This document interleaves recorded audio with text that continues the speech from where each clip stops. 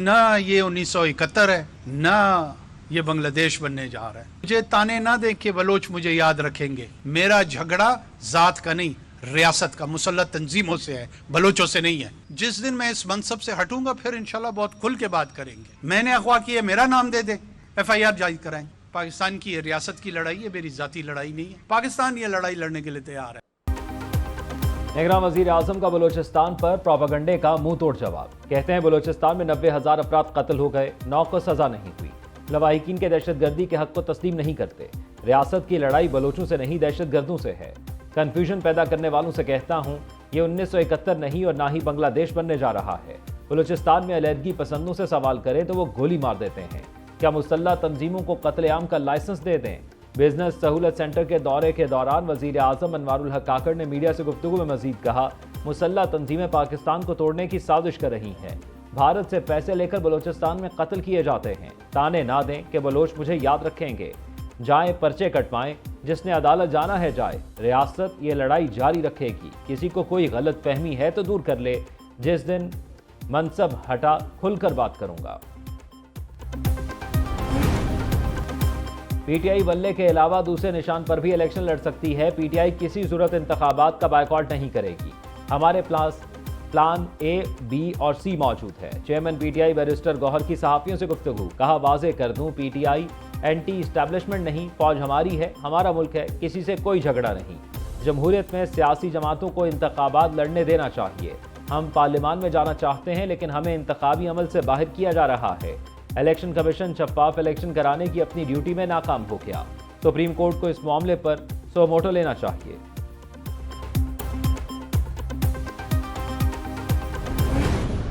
वो साफ चली शफाफ चली ने तो तोशा खाने की घड़ियों को नहीं बख्शा, उनको भी बेच दिया। तो जो करप्शन खत्म करने का दावेदार था, उसने दोनों हाथों से इस मुल्क का पैसा अपनी जेबों में डाला।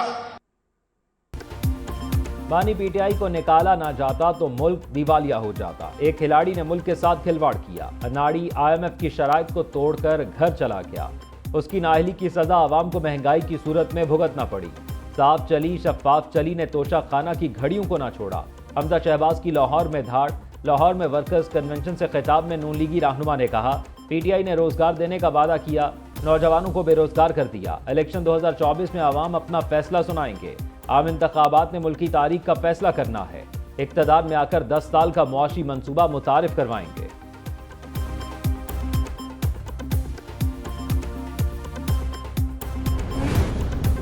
किसको इलेक्शन का टिकट मिलेगा, कौन रहेगा खाली हाथ? नवाज शरीफ ने टिकटों की तकसीम की हतमी इजाजत दे दी। कायद मुस्लिम लीग नून की ज़ेर सदारत जाती उमरा में नून लीग की क़यादत की बड़ी बैठक। शहबाज शरीफ, मरियम नवाज, इसहाक डार, राना सनाउल्लाह और दीगर रहनुमाओं की शिरकत। पार्टी उम्मीदवारों में टिकटों की तकसीम पर मुशावरत की गई। पार्टी टिकटों की तकसीम का मामला फिलहाल खुफिया रखने का फैसला। कामयाब और नाकाम उम्मीदवारों को खामोशी से आगाह किया जाएगा। जिन उम्मीदवारों को टिकट नहीं मिलेगा उन्हें पार्टी ओहदे देने का फैसला। पंजाब में सिर्फ चौधरी शुजात हुसैन से सीट एडजस्टमेंट का फैसला भी कर लिया।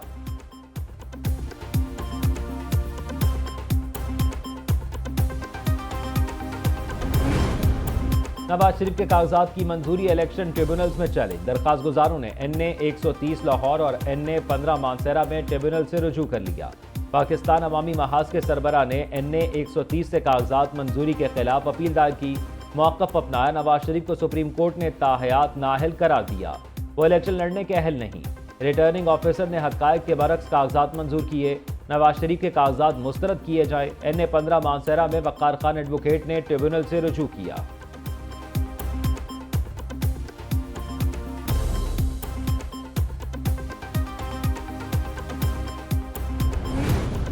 उम्मीदवारों की अपीलें सुनने के लिए मुल्क भर में ट्रिब्यूनल्स ने काम शुरू कर दिया। शाह महमूद कुरैशी, आजम सवाती, जैन कुरैशी की कागजात मुस्तरद होने के खिलाफ अपीलें दायर। तर्जुमान बानी PTI उमैर न्याजी की अपील समाअत के लिए मंजूर। शुएब शाहीन ने भी कागजात नामजदगी मुस्तरद किए जाने के खिलाफ इस्लामाबाद हाई कोर्ट से रुजू कर लिया। DG खान से जरताज गुल ने भी अपील दायर कर दी। कागजात नामजदगी मुस्तरद होने पर 3 जनवरी तक अपीलें दायर की जा सकेंगी। अपीलों पर फैसले 4 से 10 जनवरी तक किए जाएंगे।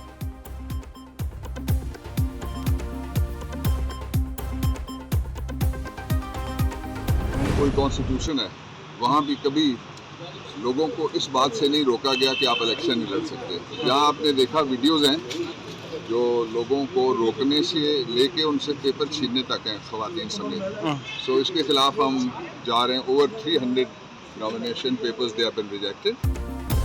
पीटीआई का कागजात नामजदगी मुस्तरद किए जाने पर सुप्रीम कोर्ट जाने का ऐलान। साबिक वफाकी वजीर बाबर आवान कहते हैं उनकी जमात के 300 से ज्यादा उम्मीदवारों के कागजात मुस्तरद किए गए हैं। हम हर कीमत पर इलेक्शन लड़ेंगे। आइन किसी को भी इलेक्शन लड़ने से नहीं रोकता। उम्मीदवारों से कागजात नामजदगी भी छीने गए। उधर शेख रशीद को कागजात पर एतराज की कॉपियां मिल गईं। कागजात मुस्तरद किए जाने के खिलाफ इलेक्शन ट्रिब्यूनल से रुजू करेंगे।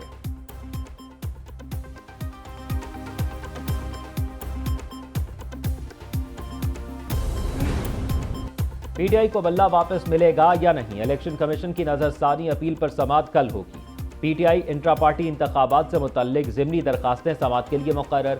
Justice Ejaz Khan PTI intra party इंतखाबात और इंतखाबी निशान केस की समाअत करेंगे। इलेक्शन कमीशन ने पेशावर हाई कोर्ट के फैसले के खिलाफ नजरसानी दरखास्त दायर की है। अदालत से फैसला वापस लेने और केस में डिविजनल बेंच तश्कील देने की इस्तदा भी कर रखी है।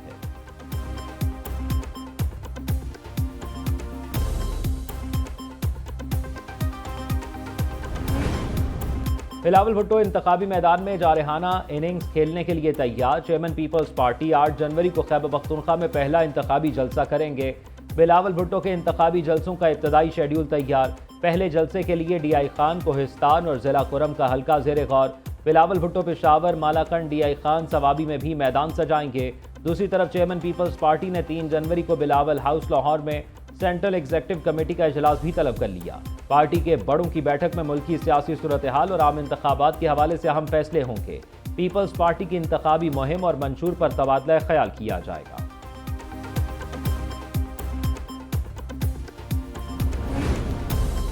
जो हल्काबंदियां हुई इंतखाबात उन्हीं पर होंगे, सुप्रीम कोर्ट ने वाज़ेह कर दिया। NA 165 की हल्काबंदी के खिलाफ दरखास्त पर अदालत उज़्मा में समाअत। जस्टिस मंसूर अली शाह ने रिमार्क्स दिए, हमारा आखिरी हुक्म यही है, इंतखाबी शेड्यूल आने से पहले हो चुकी हल्काबंदियों पर इलेक्शन होगा। हम इस केस में इस वक्त कुछ नहीं कर सकते। सुप्रीम कोर्ट ने समाअत इंतखाबात के बाद तक मुलतवी कर दी। NA 165 की हल्काबंदी को नून लीगी उम्मीदवार सऊद मजीद ने चैलेंज कर रखा है।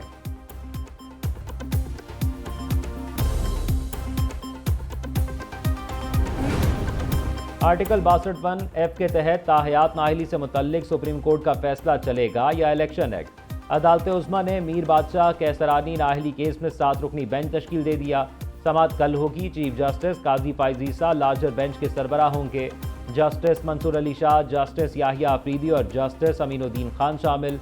जस्टिस जमाल मंदोखेल, जस्टिस मोहम्मद अली मजहर और जस्टिस मुस्तरद हिलाली भी बेंच का हिस्सा होंगे। सुप्रीम कोर्ट ने अदालती फैसले और इंतखाबी एक्ट में तजाद पर नोटिस दिया था।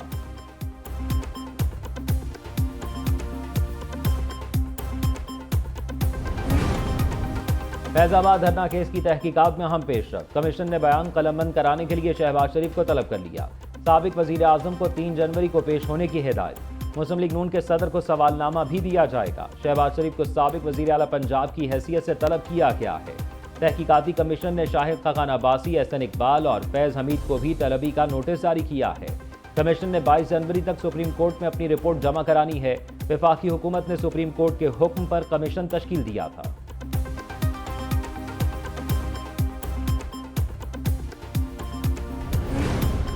लाहौर हाई कोर्ट का उमर डार को आज ही बाजियाब कराने का हुक्म। अदालत आलिया ने IG पंजाब को जवाब जमा कराने की हिदायत भी कर दी। जस्टिस अली बाकर नजफी की अदालत में दरखास्त पर समाअत। दरखास्त गुजार ने कहा, मुखवी की वालिदा सियालकोट से ख्वाजा आसिफ के खिलाफ इलेक्शन लड़ रही है। उमर डार के खानदान को सियासी इंतकाम का निशाना बनाया जा रहा है। उधर पुलिस ने खुर्रम लतीफ़ खोसा को अदालत में पेश कर दिया। खुर्रम लतीफ़ खोसा को हथकड़ी लगाकर जस्टिस अली बाकर नजफी की अदालत में पेश किया गया। दूसरी तरफ नून लीग का दफ्तर जलाने के केस में सनम जावेद के जिस्मानी रिमांड में 1 रोज की तौसी कर दी गई।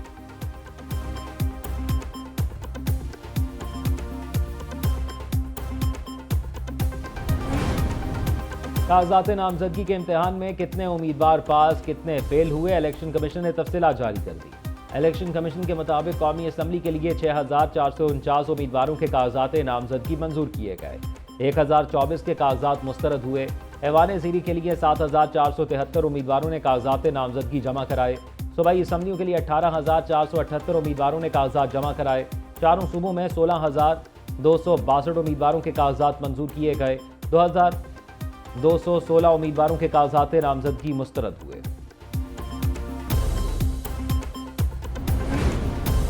तौहीन इलेक्शन कमीशन और चीफ इलेक्शन कमिश्नर केस समाअत के लिए मुकर्रर। केस की समाअत 3 जनवरी को अडयाला जेल में होगी। बानी पीटीआई के खिलाफ फर्द जुर्म आयद करने की कार्रवाई का आगाज होगा। इलेक्शन कमीशन ने कॉज लिस्ट जारी कर दी। फवाद चौधरी की तरफ से तौहीन इलेक्शन कमीशन केस में ओपन ट्रायल की इस्तदा की गई। इलेक्शन कमीशन का 4 रुकनी बेंच तौहीन इलेक्शन कमीशन केस की समाअत करेगा।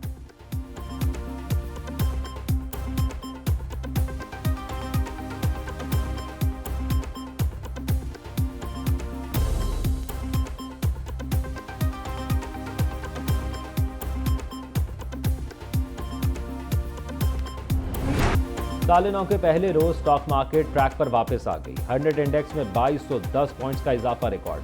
सरमायाकारों को अरबों रुपए का फायदा। मार्केट 64,661 पॉइंट्स पर बंद हुई। दिन भर मजमूई तौर पर 377 कंपनियों के हिस्से में कारोबार हुआ।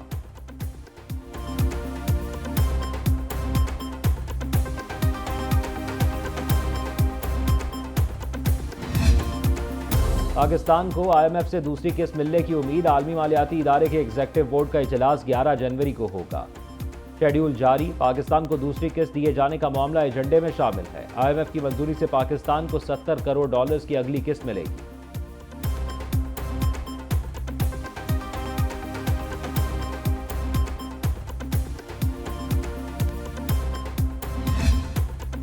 LPG ₹1.56 महंगी। फी किलो कीमत ₹256.42 पर जा पहुंची। LPG का घरेलू सिलेंडर ₹18.52 महंगा होकर ₹3,025.87 का हो गया। ओगरा को नोटिफिकेशन जारी।